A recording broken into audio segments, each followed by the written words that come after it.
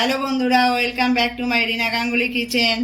আজ আমার রেসিপি হচ্ছে মশলা সোডা।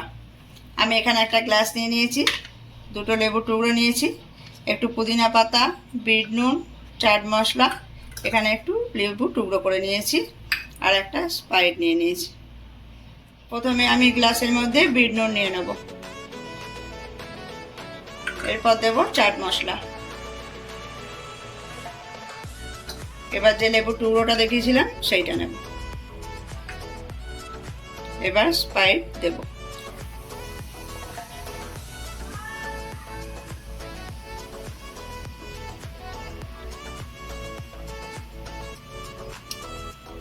এবার দিয়ে দেবো আমি পুদিনা পাতা,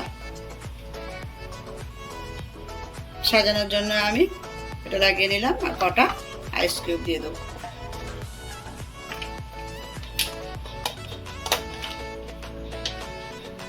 এই আমার মশলা সোডা রেডি হয়ে গেছে।